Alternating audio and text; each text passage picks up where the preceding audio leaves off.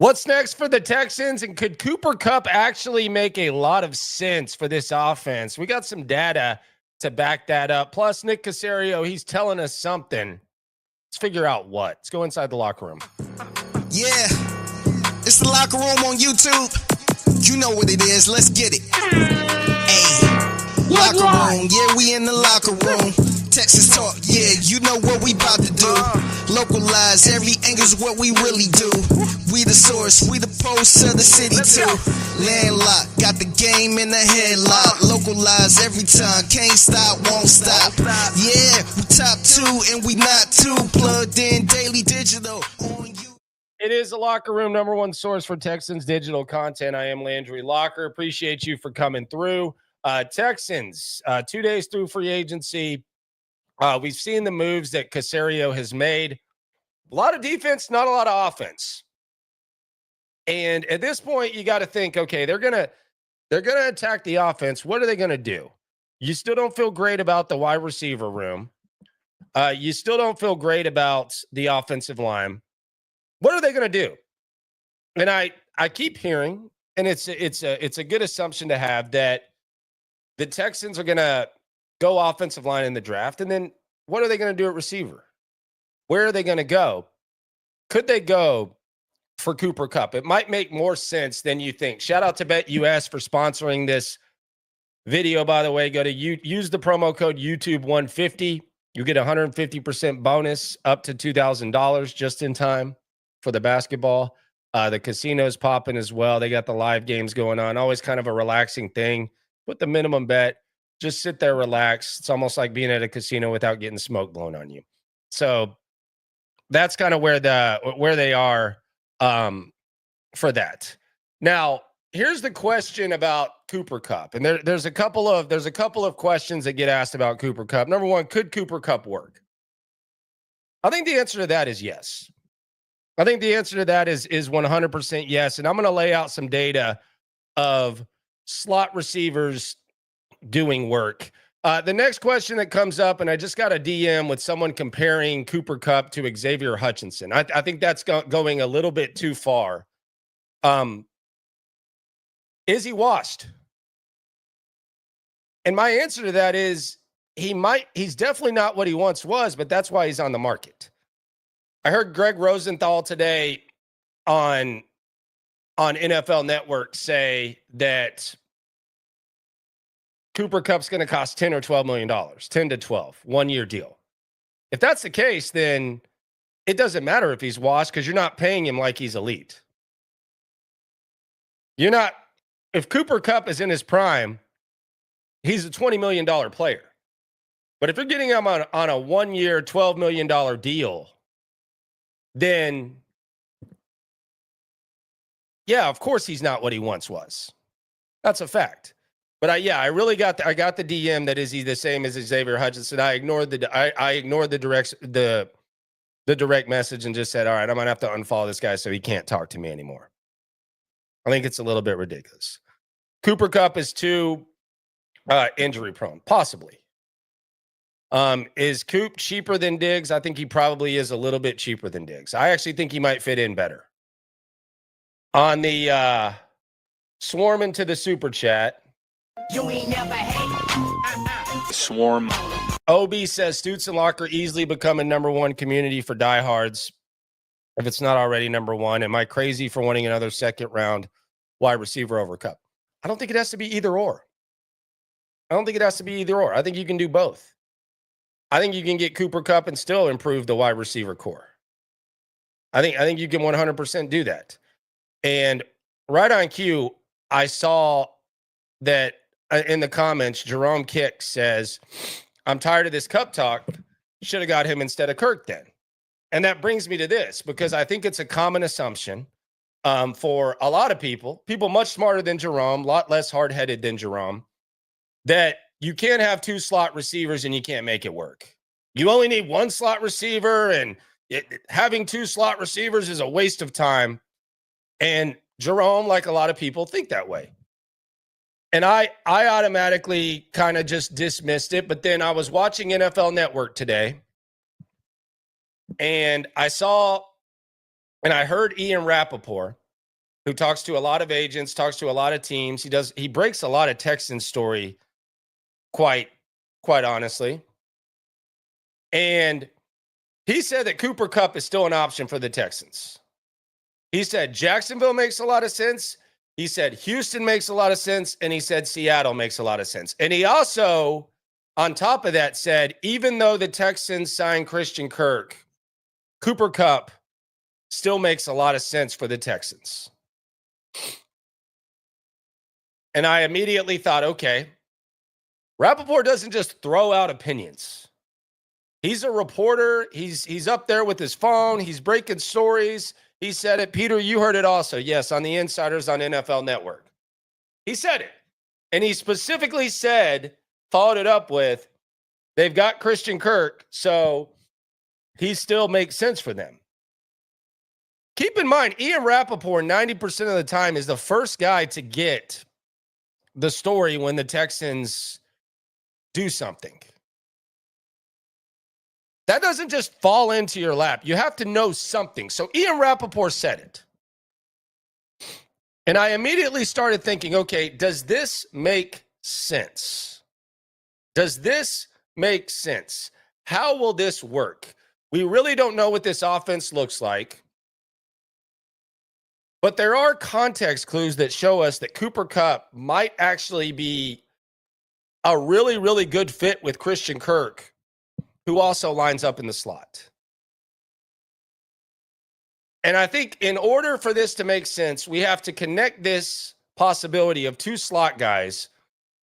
We have to connect it to Nick Caserio, and we have to connect it to Nick Caley, and then we're going to have to connect it to Cooper Kupp. So there's three connections to make. The three connections that we're going to make, and I'll put this up, three connections. Nick, Cooper. Those are the three most important things. Because this is Nick Caserio, who I think probably has a little bit more of an opinion on the offense. We're kind of seeing some of his guys come in. He knows Caley. He knows Popovich. I think Nick's going to be a little bit more involved in the offense, and he should. Nick Caley, he's obviously the overseer. And if they're going to bring in Cooper Kupp, you got to have that. So there's three connections. Let's start in New England. Once upon a time ago, as we talk about making two slots work. Let's start in New England when Nick Caserio was there. Space City Ballers on the soup. You ain't never hate. Swarm. He says, bring Kupp in on a one-year deal. Use pick 25 to trade up if needed for a stud offensive lineman. Round 2 for a decent wide receiver, maybe the best third right. Yeah, I mean, I think this gives you some flexibility. But let's just talk about the fit, because the washed up, all that type of stuff, it's relevant, but you're getting him for 10, 12, 15, whatever $million. You're not paying $20 million for Cooper Kupp. That would be asinine. Of course he's not what he once was. Like, is DeAndre Hopkins washed? Yes. Compared to what he once was, he's not the best receiver in the league. Baltimore paid him $6 million. Kupp last year, before he went down, in week 1, he had 14 catches for 110 yards and a touchdown. Then he got hurt. Puka Nacua kind of took over. He had a couple of 100-yard games. The last time we saw Cooper Kupp against Philadelphia, he had 5 catches for 61, including a really big one on the sidelines. They gave the Rams a chance to win. But can two slot receivers work? Let's go back to New England. And Cebu, you bring up a really good point. This is actually the best point that I think anyone has made. If Kupp played D end, I bet they'd sign him. Yeah, you're probably right. He probably would have been signed day one. He probably would have gotten, what, $5 million? Is that the standard for him? 100%. But let's just go back to New England and let's talk about, can two slot receivers work? Because systematically, that seems like the main pushback. Can two slot receivers work? Like, why would Christian Kirk impact whether or not you sign Kupp? Because that's the notion that you get. Well, they signed Christian Kirk. He already goes in the slot. Cooper Kupp. Can they make it work? All right, let's see. We'll go back to 2009. So we're going back 14 years. In 2009, Wes Welker had 123 catches, 1,348 yards, 4 touchdowns, and they also happened to find Julian Edelman. And you could see Julian Edelman slowly and surely becoming a part of what the Patriots did. He had 37, 359, and a touchdown. So it kind of felt like the Patriots were transitioning towards being a team that was very two-slot heavy. However, something happened in 2010. They had one of the best tight end drafts in the history of the NFL. The best tight end draft in the history of the NFL. They drafted Gronk and they drafted Aaron Hernandez. And as a result of that, Welker kept balling, but they were running a lot more 2 tight end sets. 2011, the peak of the 2 tight end set. And by the way, there's a lot of people who say, how are you going to have 2 tight ends? Why are you going to play 2 tight ends? The Patriots mastered the art of the 2 tight end offense. So when Caserio was there, they were looking like they were open to the 2 slot receivers. Then they pivoted and they went to the 2 tight ends. In 2011, this is just a side note because I just think this is insane. 2011, Gronk had 90 for 13, 27, and 17 TDs, and Aaron Hernandez had 79 for 9, 10, and 7. So the 2 tight ends happened. Then in 2012, Aaron Hernandez got hurt. So you had that happen, and then you had all the other stuff with Aaron Hernandez. So 2013, we see them kind of go back to the 2 slot receivers. Julian Edelman has 105 receptions for 1,056 yards, 6 touchdowns. Amendola, 54 for 633 and 2. Next year kind of continues a little bit. Edelman with 92, 972 and 4. Amendola with 27, 202. So they were open to it in New England. 2015, Nick Caley arrives in New England. And this is where they start, right? The year that Nick Caley arrives, and he's just a lower level assistant, so it's not like he's calling plays. But you see like kind of the peak of 2 slots, like right as he's in the NFL. So his first NFL experience, you have a slot guy going for 61 and 692 and 7 touchdowns. Then you have Amendola going for 65, 648 and 3. Then they tried to go back eventually after a moderate season for Amendola. They tried to go back to the 2 tight ends with Marty B. Then Edelman misses the season with injury. And this is important because when Edelman misses, Amendola steps up and has 61 for 659 and 2 TDs. And then Amendola leaves, and that's kind of the end of that for the Pats. So that's the Nick Caley and the Nick Caserio side of things. But there's a completely another side of it as well. And there's a third page to this data where you see them kind of trying to make it work with Amendola and Edelman. But the Rams is the best example of this. And the guy who has made this work has been Cooper Kupp. And a lot of it is kind of at the front of mind because we're thinking about the fact that Cooper Kupp and Puka Nacua. Puka was kind of peaking as there was a decline in performance from Kupp. But let's just look at these stats real quick before we get inside the data and the history of Kupp as to how good Puka and Kupp were when they were on the field at the same time. And this was in 2023. In 2023, they were first in virtually every measurement that you can have when they were on the field at the same time. When they had Kyron Williams, Puka, and Kupp on the field, EPA per play first, drop back EPA first, drop back success rate first, rushing success rate first, points per drive first. This is an 8-game sample size. So it's not huge, but it's an example in 2023 when Nick Caley was with the Rams, his first year with the Rams. It's an example of when 2 good slots are on the field at the same time, they have a high success rate. So Kaylee's first year with the Rams, high success rate, top of the league in every category, short. First year with the Patriots, Amendola, Edelman, they're kind of get it going with the two slot guys. Then you ask the question, well, what about making it work? Like, how do slot guys make it work? I don't think there's anyone in the world more capable and more effective playing with another slot guy than Cooper Kupp. And let's bring up this Rams data right here. Because Robert Woods, we know very well, Robert Woods is just a slot guy, right? We kind of look at Robert Woods as a guy who can line up in the slot. He can move around. Puka Nacua is one of the best slot guys. 2017 Rams, Kupp 62, 869.5. Woods 56, 781.5. Woods 86, 1219, 6. Kupp 40, 566, 6 TD. He got hurt. 2019 Woods and Kupp 90 and 94, 1134 and 1161, 2 and 10. And then you look at him and Woods again before Woods got hurt, and that's when Kupp had 145 catches. So in both instances, when the other slot guy goes down, the other guy's there just to step up.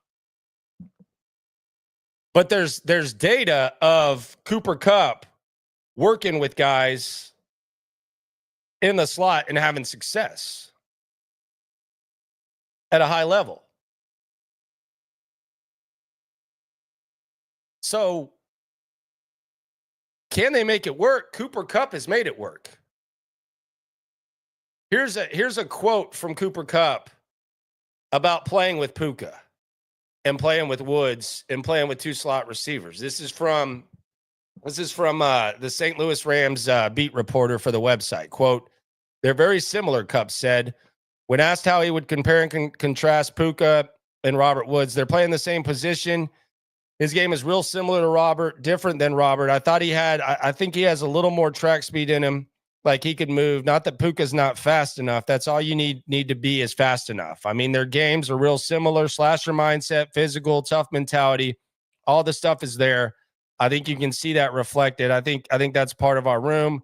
This is what the expectation here. Puka's done a great job embodying and letting that go on the field. So systematically, there's no doubt it can work. We go back, though, to the questions about, is Cooper Kupp washed and can he stay on the field? And I think you have the same questions about Christian Kirk. But as far as Nick Caley has experience at both stops of seeing multiple slot receivers eat at the same time. So I think if you're going to say that you don't want Cooper Kupp, that's fine. He's old. He's gotten hurt. And I completely understand if you don't want Cooper Kupp or you want other options. I think you can use this data to back up Ibuka as well. If you think that they shy away from Ibuka because he's a slot guy, this data is just as relevant in the draft. If you think Bolden's a slot guy, it's the same thing. Burden.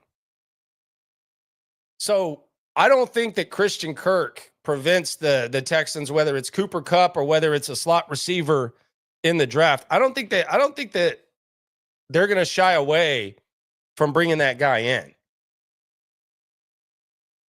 And I mean, we're going back a decade and a half to show you with Caserio experience, Caley experience, and the experience of Cooper Kupp doing it to where it can work. And Cooper Kupp is the ideal guy to make it work because he's made it work a number of times. So I see some talk that you don't draft Ibuka because he's in the slot and Christian Kirk. Don't agree with that. If you're not gonna get Cooper Kupp, then and you don't want Cooper Kupp, just say he's washed. I can't tell you whether Cooper Kupp's going to get hurt or not. I don't know that. They were saying the same stuff about Robert Woods, and we kind of saw that take place when he was here. So that could very well happen. But don't back yourself into a corner where you think the Texans are going to pigeonhole themselves and ignore some sort of guy who plays in the slot just because there's two slot guys. Quasm says on the chat, Ibuka would be deadly next to Nico outside. Mark my words. What does that mean? Like, what do you mean, mark your words? What do you want us to do? Like, you want to come back to that or something? What does that mean? You want to come back to that? And I'm not even against Kupp and still drafting a receiver. I think they need receivers. Problem is they're set up at the offensive line right now to where they got some issues. One Peter says our offensive line corp's getting a lot wider if we're signing Kupp. Yeah, they already got 2. That would be 3. If a Mecca is there, get him. The slot thing should not work. So could Kupp work? It comes down to whether or not he's washed. It has nothing to do with whether or not they can make it work systematically. And quite frankly, the guys that you have on this squad and on this staff, they've made it work. So the 3 connections that you need to look at, Caserio, Kaylee, Kupp, they all have experience. Kupp has experience in making it work with multiple slot guys. Kaylee has the experience of valuing the slot position significantly and seeing multiple guys succeed in the offense. And Caserio was in New England for it all. Hell, last year with the Rams, when Kaylee was involved in the draft process, what did they do? They had Kupp. They had Puka. They drafted Jordan Whittington out of Texas somewhat early. And they brought in Drake Stoops on some like unsigned rookie deal. So they value the slot. Like Nick Caley's been in a place where they value the slot.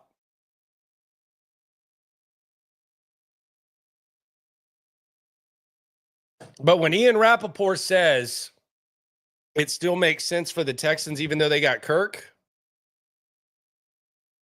that's not Stephen A. Smith or something like that, just throwing that out there. That's pretty credible stuff from Ian Rappaport. Who's on top of that?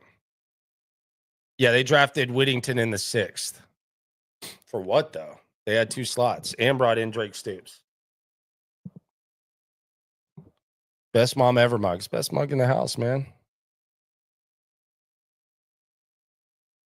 Best in the house. Jerome says, why would McVay rather have Tutu than Kupp? Just wondering. Why would you be wondering that? He's better right now. He's better right now, and he's on a rookie deal. he's on a rookie deal. Why do you think? And he stays on the field. He's better. How would you not know that, Jerome?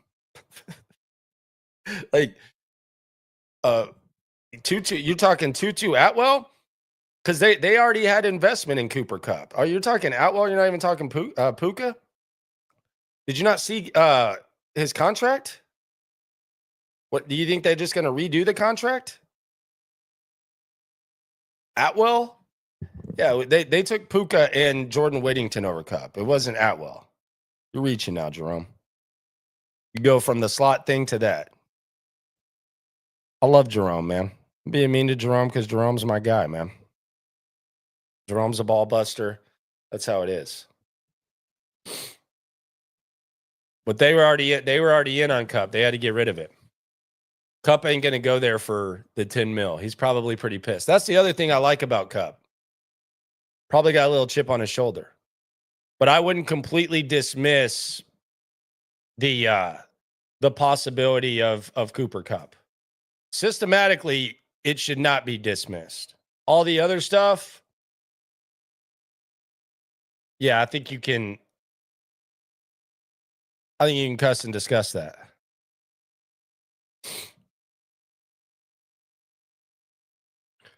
A lot of people upset today. The Texans missed out on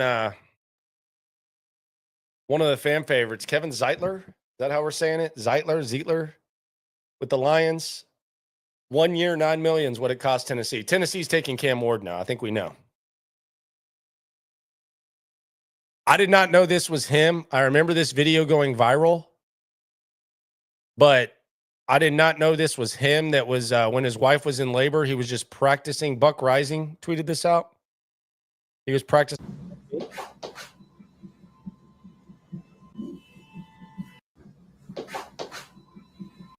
Man, he's a Titan. Titans paying for that O-line. They're definitely going Cam Ward. I think we know that. They've made that very clear.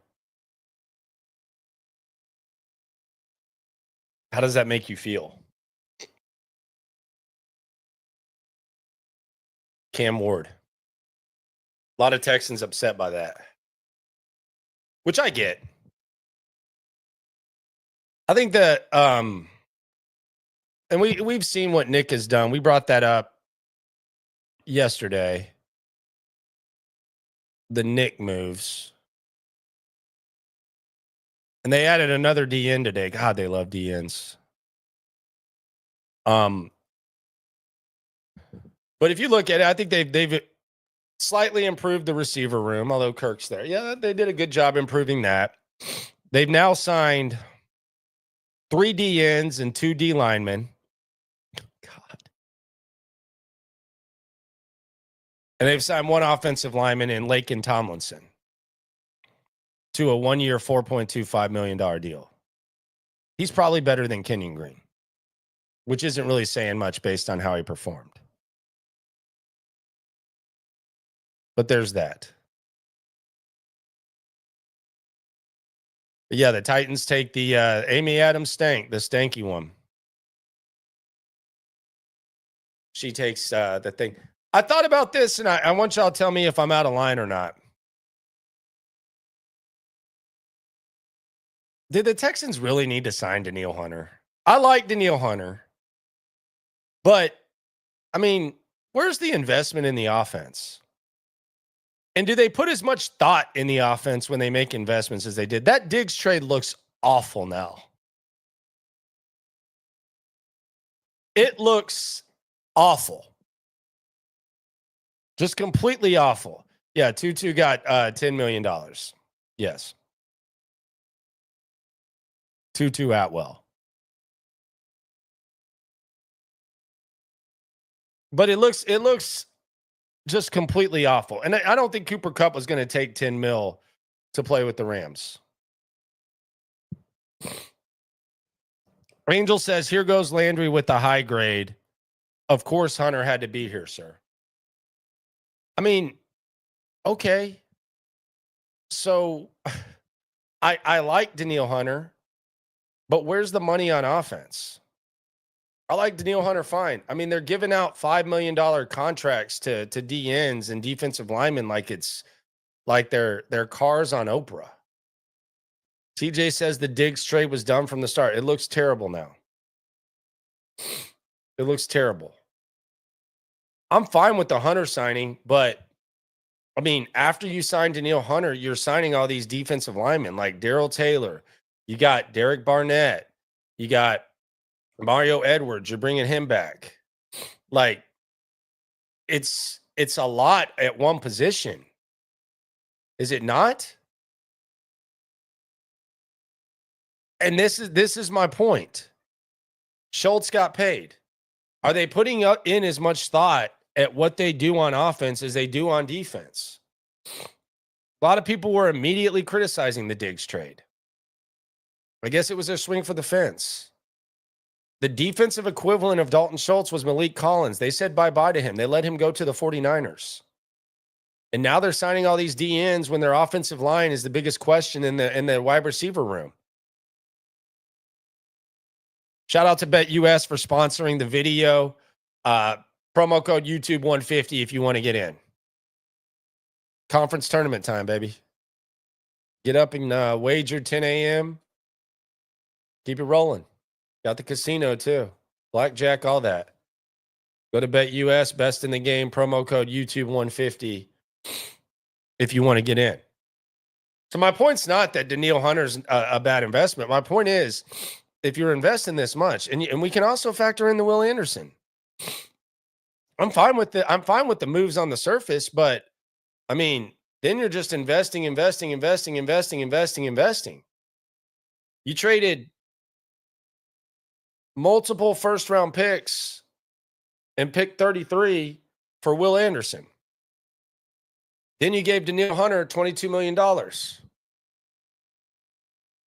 So you would think you feel pretty good about your DNs. Your offensive line sucks. So we relook at what they're doing right now. You have, all right, keep in mind, you have 2 Pro Bowl DNs. Two Pro Bowl DNs, 2 really, really good DNs. Really, really good DNs. Jerome's making a good point. Thank you. We finally agree on something. So you do that, and then you're giving Darrell Taylor 1 year, $5 million. Derek Barnett, who you found on the street for $2 million, you give him $5 million. He gets a raise. Casey Tuhill, I don't even know who the hell that is. Sheldon Rankins, come back. 1 year, $7 million. And then, Mario Edwards, we got to have you. How about this? Let me put it this way. And this is the point I'm trying to make. A lot of you are pissed off about Kevin Zeitler not ending up here. Why don't you give him that $9 million you gave Mario Edwards to come back? Oh, by the way, Nico Autry's already making about $10 million. I get that you need depth at the D-line. I get it. I get that we see, we saw what the Philadelphia Eagles did. Okay. Philadelphia also invests in their offensive line. Just don't, you don't have to defend everything D'Amico and Caserio do. They're big boys. They can handle it. But when I'm sitting here and I'm seeing that Shaq Mason just got cut, Kenyon Green just got cut, you don't know who your tackle's going to be. And everybody's talking about Kevin Zeitler. He ends up on the division rival with the old Oilers for 1 year, $9 million. And he gave Mario Edwards $9 million. Are we even looking at the offense? Seriously. Mac Hollins is a big receiver, special teams guy too. They like special teams guys.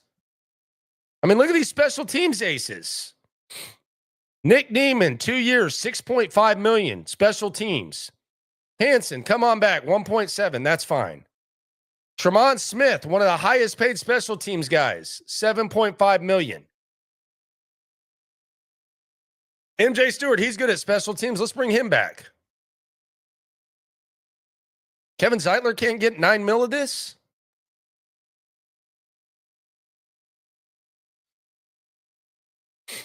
Just seems a little crazy. Hey, Dare, come on back. We like what you do on offense. Why? Oh, special teams. Okay, we're going special teams again.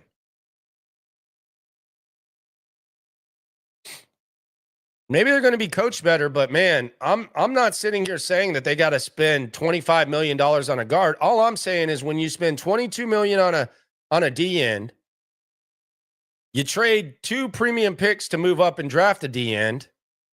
Your offensive line sucks. You know, maybe Mario Edwards for 2 years, $9.5 million. Maybe you can find another Mario Edwards. That's my whole thing. Like, what is your skill? What is your skill? Because I thought their superpower, I'll be honest with you, and this is how I kind of think about it, and this is what I hear Nick Caserio say a lot.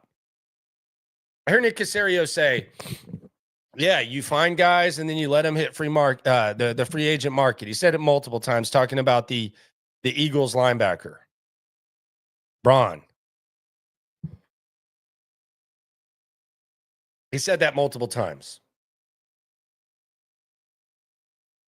I mean, I thought y'all did a pretty good job of finding Derek Barnett. He was on the streets. Y'all found him. 1 year, $5 million after that. I thought y'all could find him again. Darrell Taylor, cool. Seems like a badass. Mario Edwards last year was on the minimum, I think. He's going into his 11th season, I believe. 2 years, 9.5. After you'd already signed all these defensive players, I'm a little worried about how all the attention is on that side of the rock. Now, the good news is his defense is going to be badass. But we've seen some badass defenses come up short because they can't move the effing ball and they can't block. If they want to go Ray Lewis Ravens or they want to go 85 Bears or something like that, have at it. It's almost expected with how much they're investing on that side of the ball versus the other side of the ball. And how much smarter they're being when they make those investments. Daniil Hunter's a good player. Hey, Dalton Schultz, we'll just throw in, let's give him to $11 million a year. He was all right, $11 million a year. Let's give it to Dalton Schultz.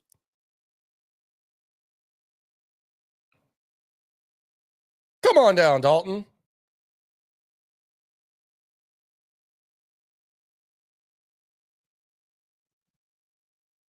I like the defense. But if you're not worried about this offense, I just don't know. I don't know what's going on. Herman says the special teams is going to have 50 tutties. It better.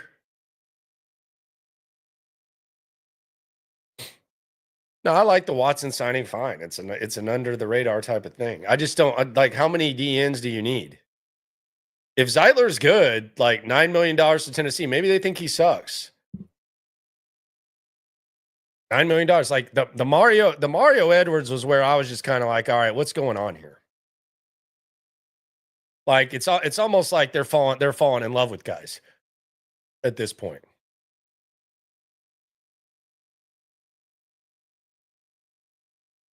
Defense is going to be good. I agree.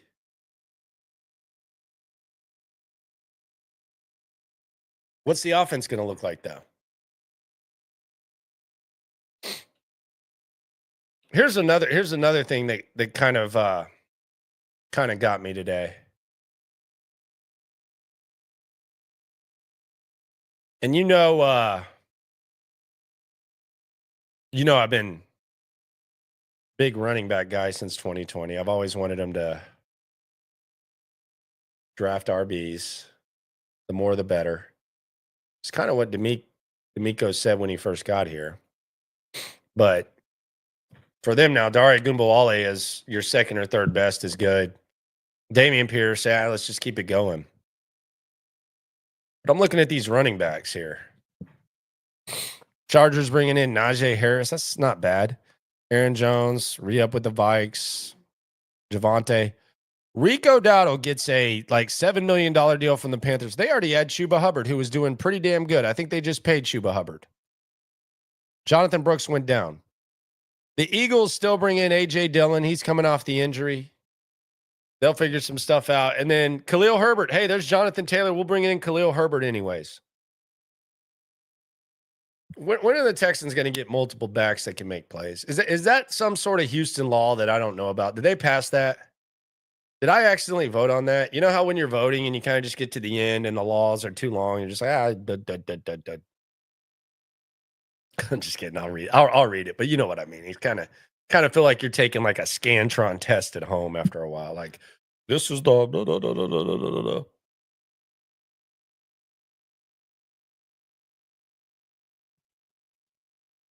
What? Where are the backs at, man? I just laid out how Caserio has the background in New England with the two slot guys. Kaylee's got the background in New England with the two slot guys, two tights. Will 21 personnel never hurt anyone. D'Amico, when he came here, was talking about how much he loved running backs. Yeah, I remember Elijah Mitchell. I wanted The crazy thing is, though, he said, I wanted the linebacker, and Kyle got the running back, Elijah Mitchell.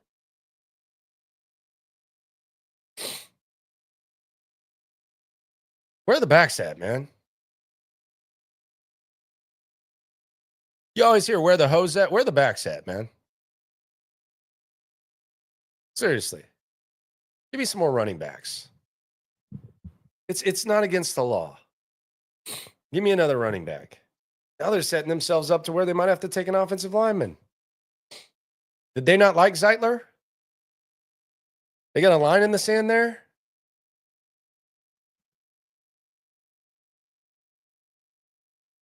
Why they don't believe in Dameon Pierce. Who believes in Dameon Pierce? They didn't believe in him 2 years ago when they used Devin Singletary. They gave him every excuse in the book. And then they only trust him now in like mop-up duty or in like inconsistent spot duty. He is the king of the FU touchdown against bad teams. I think he had the long one against New England, the long one against Tennessee. And they almost treat, like, if you notice it, it's almost kind of sad. Like whenever Dameon Pierce scores a long touchdown, they treat him like the scrawny-ass white guy at the end of the bench that comes in and hits a few threes. They run on the field and act all excited about it. They don't trust Dameon Pierce. What's there to trust at this point?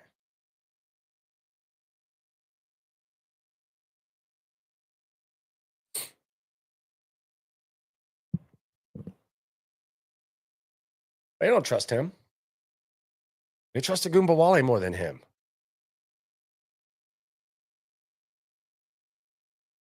We don't know what they're switching to. We don't know what this offense is. But I mean, if it's a new offense, right?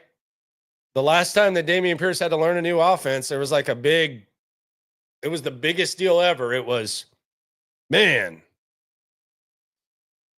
it was really hard for him to pick this up. And this offense is so complex and blah, blah, blah. This is a new one. You going to wait for that? Go get you another back, man. Get in the front of that running back run. Get you another back. But this neglecting the offense, we got to start taking serious. Got to. The defense might be great, but how great does it got to be? One mortal swarming the soup. You ain't never hate. Swarm.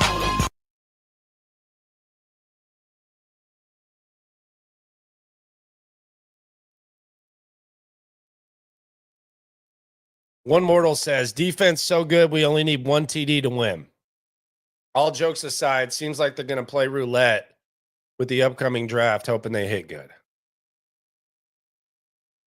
I mean, you're naturally kind of playing roulette, right, in the draft? I mean, you're not in control of everything. Unless you have that number one overall pick or whatever, you're not really in control. So it is kind of a game of chance. It is kind of roulette. Now, I'm sure there's data that they do where they say this team's going to need this team's going to need that, so we can get here to get that. And they can maybe figure something out there. But it's definitely a game of chance. And you don't know who's going to try to hop you. You don't know what's going to happen. There's always surprises. You don't know what they want. I think they have a good ability to pivot.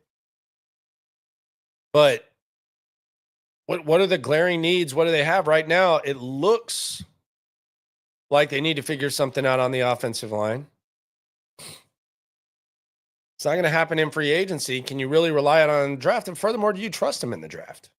I mean, do you put it past D'Amico to fall in love with the D end? I almost don't want D'Amico in the draft room at this point. I'm joking.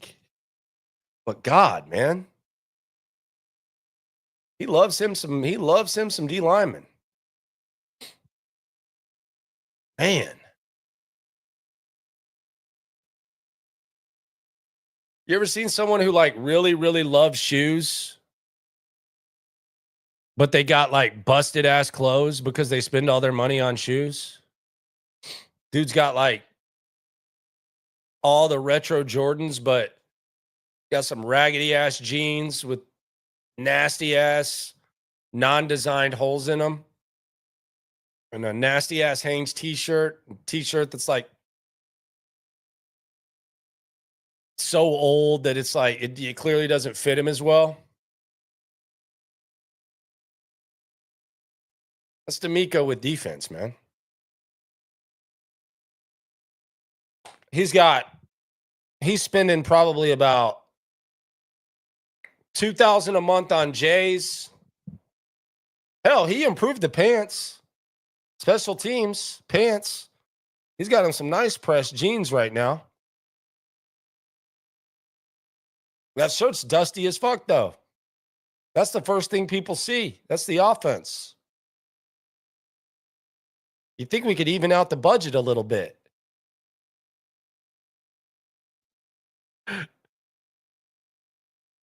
You got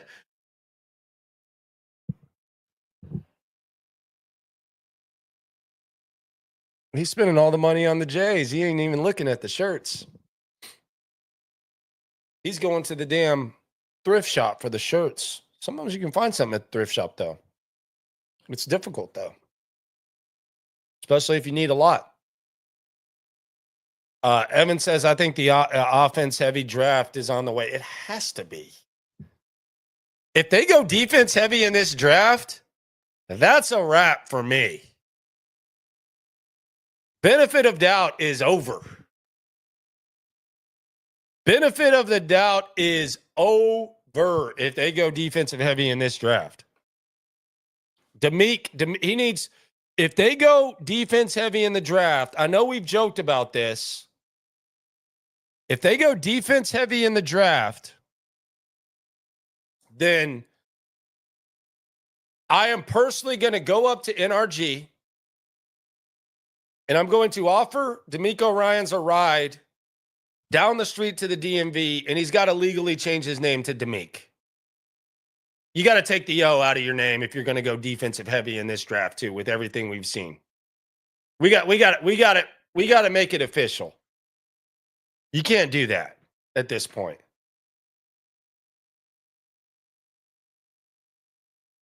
Can't have that.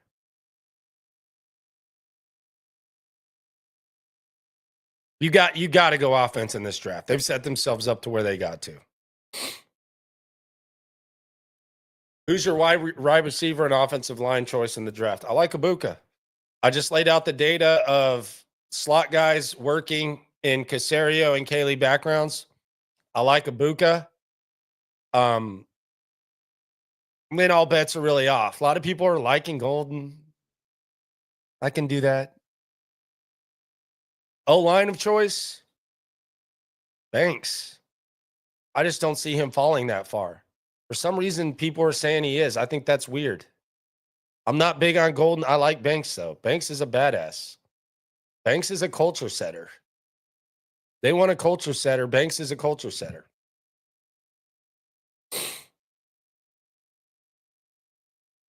Texans are a landing spot for Kupp, too. Rappaport said it. And Caserio has a history with multiple slot receivers doing their thing on offense. Cooper Kupp's worked with multiple slot receivers. And Nick Caley has visually watched it and partaken in it, both in New England with Amendola and Edelman and in Los Angeles. So if Rappaport says it, I take it a little bit serious and think it could perhaps happen. Trade back, I'm fine with. I just don't know if they're going to be desperate and need to get the picks. We need to get the pick, the offensive lineman.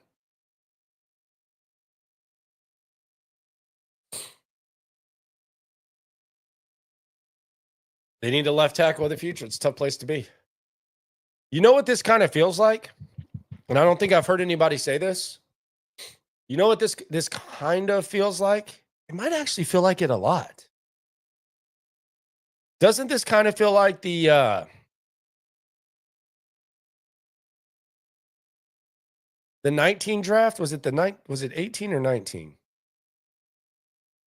No, 18 they didn't have a first because they traded it for Watson. 19 draft. This kind of feels like the 19 draft where there's all this uncertainty at offensive line and everybody wants them to get Andre Dillard. Dillard ends up getting drafted. He sucked. And they ended up taking Titus Howard. And we thought Titus Howard was going to be like the left tackle of the future. He ended up playing right because they ended up trading for Tunsil. But you were kind of in that 20s range. And you figured out you figured out you were going to take Titus Howard, and that's what it was. It feels a lot like 2019, doesn't it? Doesn't it feel like that? I think most of y'all are diehards to where y'all live and die the draft. This feels a lot like 2019, doesn't it? Because you're kind of in no man's land. And that's always tough when you're at 20 and you have like what appears to be a glaring need. That's always kind of tough because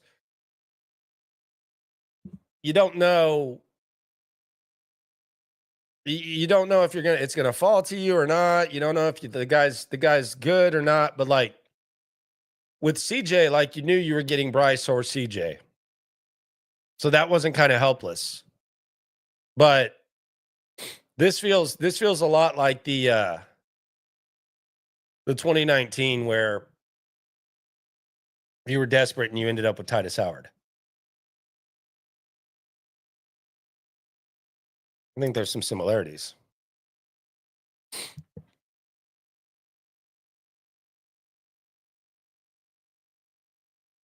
What if they really like? What if Nick Caley watched the tape and he was like, you know what? I really like Jared Patterson and Juice Scruggs as center guard. I see some potential there. What if they think they're set there? I mean, that would be a dream scenario. Like if that ended up being a good duo, that would be the dream scenario. Obviously, D'Amico didn't like it much, and Slowick or whoever made that decision didn't like it much because they put Shaq back in. But if they felt like they were good there, that would be nice.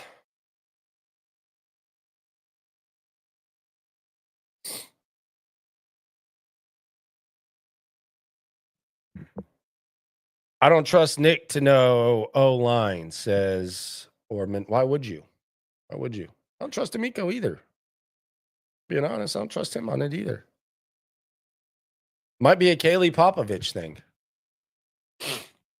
I heard Popovich is kind of a hardo. I heard he doesn't take much crap. I don't think he's going to be as upset by. I don't think he's upset by the Tunsil thing either.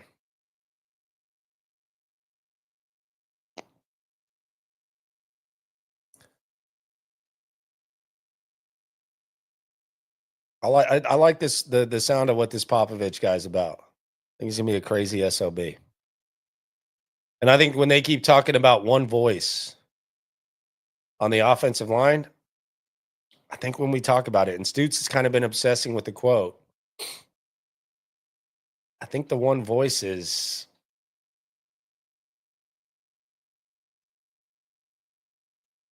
Tunsil's versus everyone else's. I don't think the offensive line is any worse without Tunsil. I'll be honest with you. I think they sucked either way. I think there's a chance that the other guys play better without Tunsil. So I think there's a cancellation there. There's a certain mindset you got to have in the offensive line. It's not an individual thing. So I think the other guys get better without Tunsil. Now, is there going to be someone that's going to do their job as good as Tunsil? Don't know, but you got to. It's kind of a payoff type of thing. But I don't think Popovich was too upset by this. I would imagine that he probably had a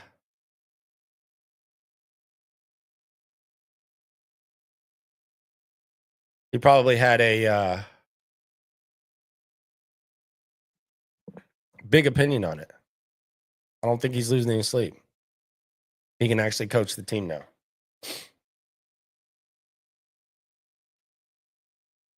And it'll be interesting to see how Tunsil goes into Washington. He's probably going to be on his best behavior, trying to get paid or whatever.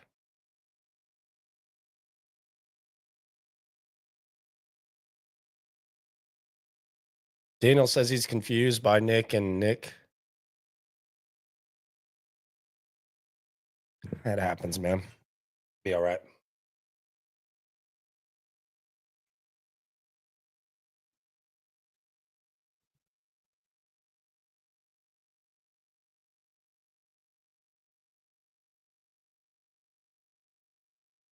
Joseph says LT was a cap issue trade. They need to sign the young core, and Nick did a great job. His value is high. It was more than that.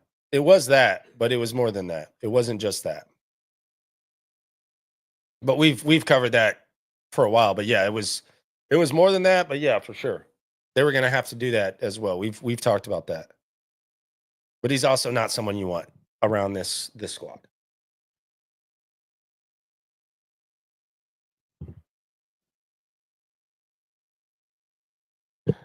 Tunsil's going to get paid. There's no doubt about that. There's zero doubt about that.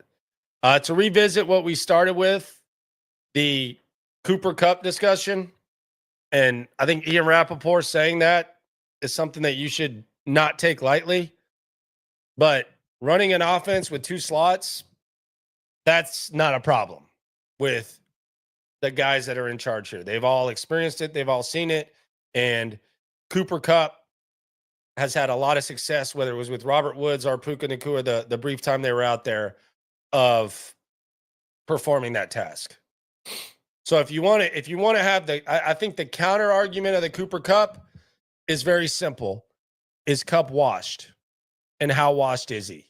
He's obviously not the $20 million guy. You're not paying that. But that's where the pushback is. The pushback is not, can you work with two slots? I'm actually intrigued by trying to make that happen. If Ibuka's there at 25, I'm almost stubbornly now all in on two slots. I want them to draft a slot receiver. I don't give a damn when it is. First, second, third. I want to push this agenda, this two slot thing. And we can come back to this. All the data. I'm in on it. But it has worked. So I'm very much in on the two slots. Systematically, it can work. Are the guys capable of it? Is Cooper Kupp capable of staying healthy? That's another question. But we've already gone through it. Patriots were on their way to making it work with Welker and Edelman before the Gronk Hernandez. Then they made it work again when Caley arrived with Edelman and Amendola each having over 60 catches. And then the Rams with Kupp. We saw it multiple times. Robert Woods ideally in the slot. Kupp and Woods both eating. First and second on the team. And there's the first two best receivers. One of the best teams in the league. 90, 94. When one goes down, the other one steps up. So it's not a matter of a systematic, can you make two slot receivers work? Anyone who says that's just talking. Especially with Kupp, because he knows how to do it. But the background that these guys have, they've seen it. So don't dismiss it because of that. Tight ends, he loves tight ends. Hey, you kid around. Maybe they're going to go with the two tight ends. Who knows? Who knows?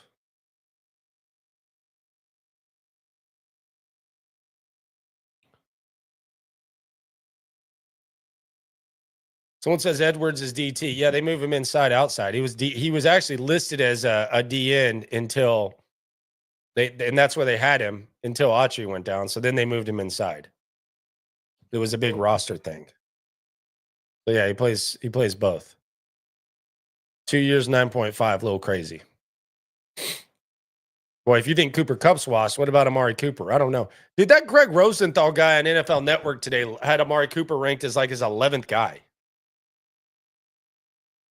He also has like the theory that Amari Cooper has on again, off again years. And that this year is scheduled to be an on year. I want to check this there. I want to get a visual of this since you're bringing up Amari Cooper. He says his whole career is basically has a good year and then he has a bad year.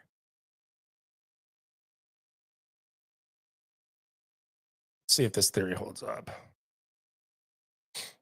Okay. So we have solid with the Raiders for 2 years, then off, on, split with the Cowboys. I guess that was on. Yeah, I don't know where Rosenthal's saying that. Why do they put that Rosenthal guy on like such a platform? Does he have like some pictures or something like that? Like, I didn't even know who he was. I just know that like when you go to NFL.com, you click on free agents, like Greg Rosenthal's 101 free agents. And then you click on it and you're like, okay, well, this guy must be a big deal. And then you see him talk and you're like, what is this guy talking about, man? What is Greg Rosenthal talking about? But he loves him some Amari Cooper. Don't know where he got that. Another funny thing I saw online today. And this was Albert Breer. Oh my God, he's a douchebag now.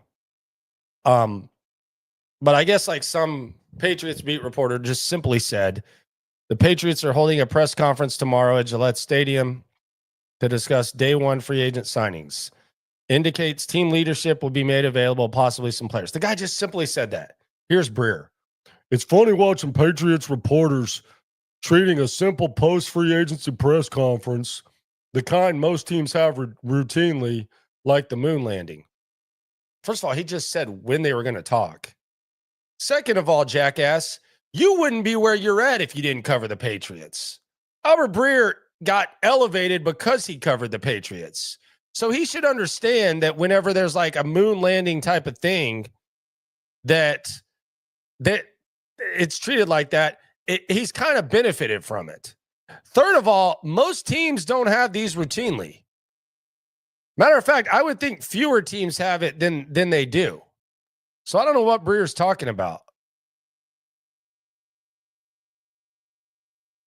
So then, he's just kind of getting dunked on. Weird tweet. That's a tweet telling us the time. He's just saying it's happening. Your podcast with Connor Orr, downright boring. You're weird for this, blah, blah, blah. What is up with Albert Breer? He's a weasel, man. And we have some mutual friends. One of them is actually in town this Friday. My boy Timmy Mack. But I don't know what is he saying? They treat it like the moon landing. Yeah, he's a Patriot beat reporter. He just put out the time. You were one once upon a time ago. That's why you got elevated. Monday morning quarterback must be falling off without Peter King or something. No, what the hell is going on with Breer? Really weird. No idea. Yeah, I think Kirk does need to reconstruct his contract. I think that will happen. One would think, but who knows? We'll see. I don't know why Jimmy Ward. That's another thing. Like, just hey, Jimmy Ward, here's an extension for you. Thank you so much. Just throwing away money. That Jimmy Ward extension. What in the hell was that? I'm telling you, man. D'Amico's spending money on the Jordans, aka the defense. Shirts are looking rough. The offense got the pressed jeans with the special teams. They're spending a lot of money on special teams too. Maybe the defense can carry them. It's almost getting to the point where they have to. So we'll see how it goes. You only save, I think, $1 million with Jimmy. Game like 4 or 5 last year. I don't know what's going on with that. There's no reason to move on from Christian Harris, whether they got Greenlaw or not. He's on the final year of his rookie deal. Christian Harris, worst case, like best case scenario, Christian Harris uses you to get a contract. If you getting rid of Christian Harris at this point makes no sense. He's still a high upside player. You're not paying him anything. And at this point, it's put up or shut up. You got a high upside player, put up or shut up. No, don't get rid of that. Keep that around. Do you depend on Christian Harris? Do you think it's going to be awesome? No, I mean, I wouldn't. We haven't seen him be healthy, but that's a high upside, needs to play well to get paid type of guy. So no, Christian Harris is the last guy I want to get rid of. People talking about Davis Mills, get rid of a backup quarterback that makes $5 million. That's crazy. That's a good ass insurance policy there.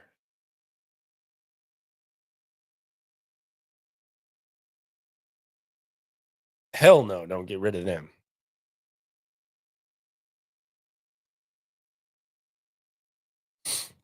We'll see what happens.